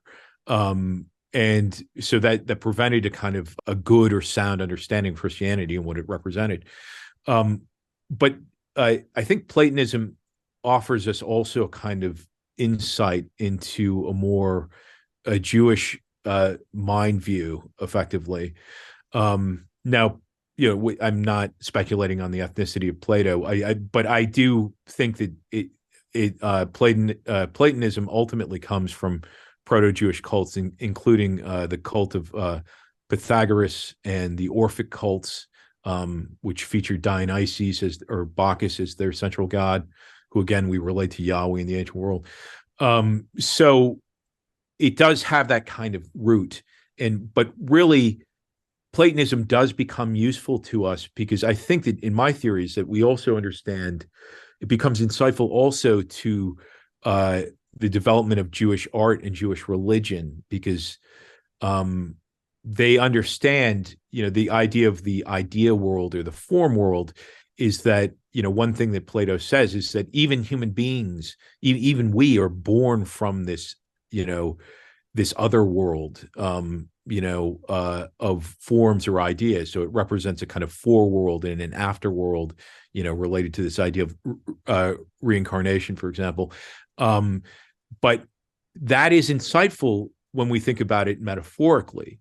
It's insightful even from the perspective of Apollonians, because if we understand Apollo as an idea or a form, which evidently he is on some level, he's an idea or form, he becomes also, that idea also fathers a race or fathers people, it fathers a type, right? So in that sense, metaphorically, it is correct, right? So there are things, in other words, that Jews can teach us, but especially they can be insightful in the creation of myth, art, and religion, and to basically use that Platonic power to our own advantage, or use it in a kind of Aryan direction, as it were. And so in that way, it's instructive, right? So, maybe in its origin, it's kind of problematic, or it represents a problem, but it is a problem that exists, and it's a problem that we have to deal with. You know what I mean? It's a problem that we have to master and to answer, and kind of establish our own religious and artistic identity in the world as a mating call, and as a kind of civilizational prerogative, as it were, Point, I'm just kind of echoing Mark in particular, but I recall thinking as I watched it and afterward that these, seemingly, again, superficially, you might take them as sort of fashy resonances, like, the spoke Zarathustra, of course, and the sun and so forth. There being a lot of these seeming, and of course, space travel being associated with the Nazis and so on. Right. A lot of these, seemingly fashy things are being invoked, but they're being invoked in order to be inverted, as Mark said. And I even thought maybe you saw that a bit in the title sequence with, here's thus spoke Zarathustra, and here's the sun, but the sun is clearly, as I saw it, being eclipsed by the moon. And that for when you see the title come up there, which immediately kind of clues you into the more subversive things going on. But yeah. Well, it's also it's an alignment of the sun and moon with Earth in the center. and you're seeing it from the perspective of the moon. So it's almost like you're seeing it from the perspective of the obelisk on the moon. Okay, And I kind of misread it then. Okay. and maybe the Earth is almost like the child of the sun and the moon, or Jews and Aryans. Yeah, I mean, he's especially appealing to intelligent Aryans. Like this film is made for intelligent Oh Aryans. You yeah. know what I'm saying? Which you know, to his credit. So he's looking to kind of seduce elite Aryans with this film, and you know, again, I argue is it subtly demoralize them effectively. But it is remarkable in that regard. And so he is kind of like infiltrating the temple of Apollo, as it were, and charming the Apollonians. But I mean, you can't deny it's a great film, and part of that too is that we say that there's a Richard describes it as pretentious, and it is in some ways. One of the ways is its pace. It has this like sort of slow pace, but it's not. You know, I realized when I was watching the film that despite this slow pace, it's actually a remarkably kind of succinct film. Like there's not a lot of fat on the film ultimately, you know, even though you know, each scene theoretically could be a little shorter or whatever, but there's a kind of succinctness to the film. And one thing I would point to is that how quickly this conflict with Hal develops. Like it just like as soon as and it's a really cool part of the film is like as soon as Hal becomes aware that they're potentially enemies, he immediately tries to fucking kill them off. Yeah. And you know what I mean? And like in a very kind of decisive and like categorical fashion, he just tries to kill them off. And so it's a really kind of cool thing about the film. And maybe you could argue that the pace sort of changes a little bit at that point in the film. But I think it's a kind of succinctly rendered tale, which is admirable. Yet it's not. It certainly doesn't seem rushed. It has this kind of slow, almost you could say languid pace. But I think that's unfair, and I think that's unfair of Kubrick's work generally. And that's one of the reasons that Kubrick is a master, is that he can operate within a slower pace, but in his scenes he maintains this tension that allows the scenes to exist and allows the scenes to be captivating and interesting, right? Whereas other filmmakers, who's the guy who did I think it's called is it A Thin Red Line or something? Terrence Malick directed it. Fuck that Yes. guy. Yeah.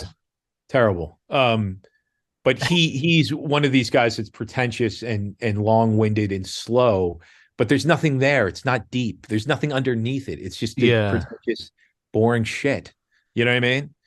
And whereas Kubrick has this subtext and this tension, and the scenes are taut, as it were. So it's very imitable. And I think but REM allows filmmakers to accomplish that, I argue, because you can have this subtext where you have a kind of esoteric subtext, and it does actually have some meaning.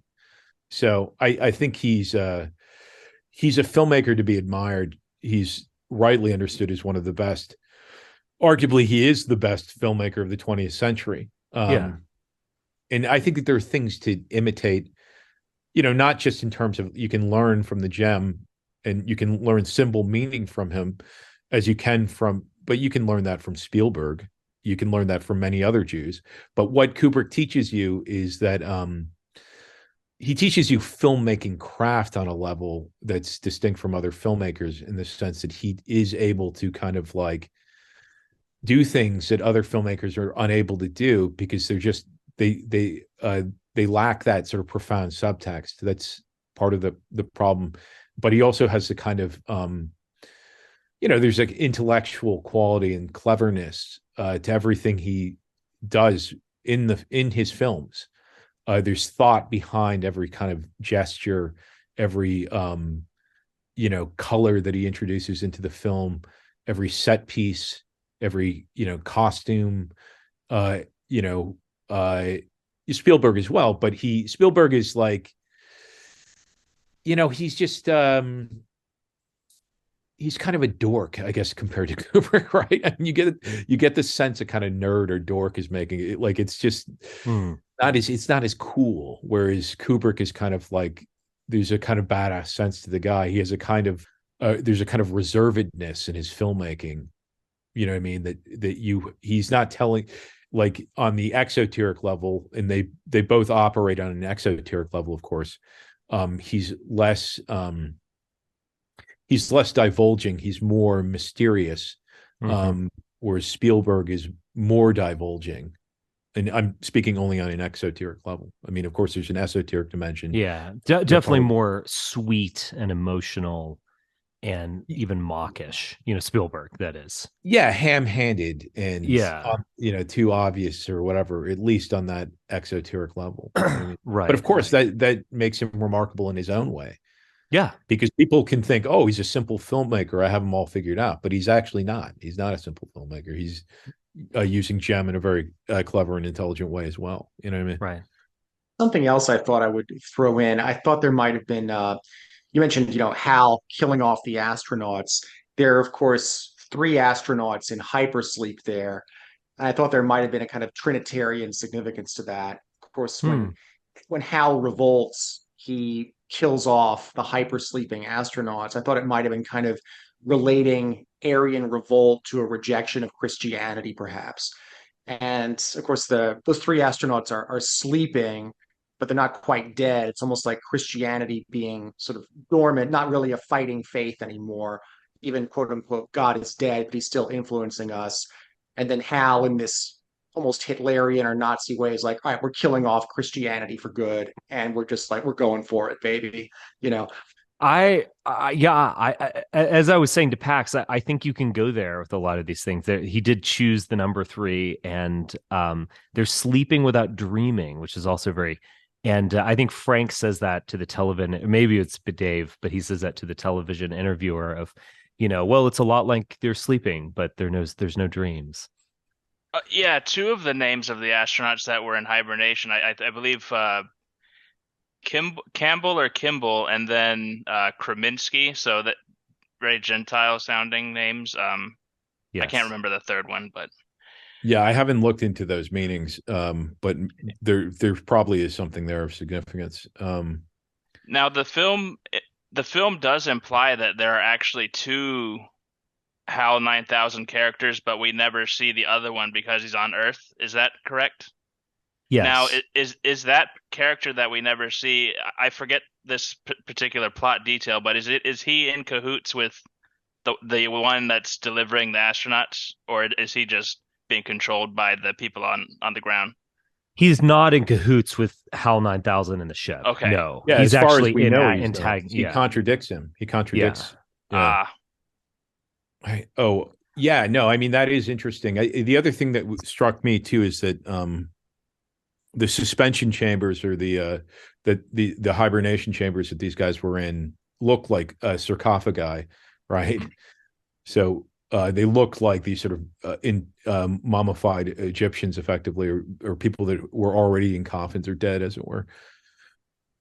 I would recommend, if anybody hasn't done it, is to go to YouTube and watch NASA promotional videos with Werner von Braun. Has anybody seen those? Yes. And I especially, the funniest one is actually have you seen the one where he's talking about affirmative action? No.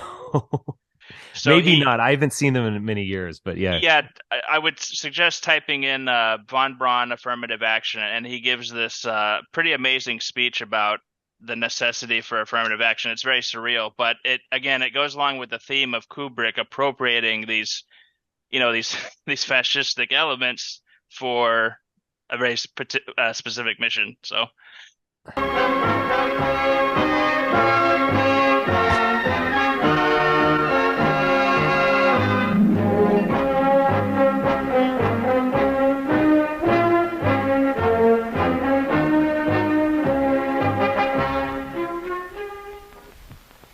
The Marshall Space Flight Center has achieved an enviable record today in successfully meeting the problems which have confronted us in our bid to place a man on the moon in this decade.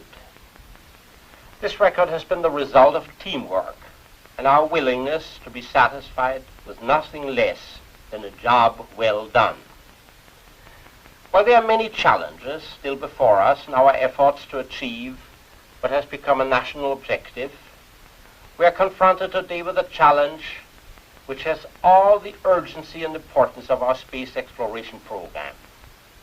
This is the social problem dealing with men's relationship with men, which, while not new, has come into sharp focus in recent years. Equal employment opportunity in the federal government is the cornerstone of our federal merit system and can be traced back almost 80 years to the Civil Service Act itself. However, it was not until 1961, after the issuance of several orders barring discrimination in the federal government, that President John F. Kennedy issued Executive Order 10925, establishing a new program of equal employment opportunity in the federal service and among government contractors. This executive order set a new tone to the government's policy of non-discrimination by calling for affirmative action to be taken by all federal agencies and departments to ensure equal opportunities for all qualified persons seeking employment with the federal government. What did Dr. Strangelove say when he rose from his wheelchair? Mein Führer. Mein Führer, I can walk.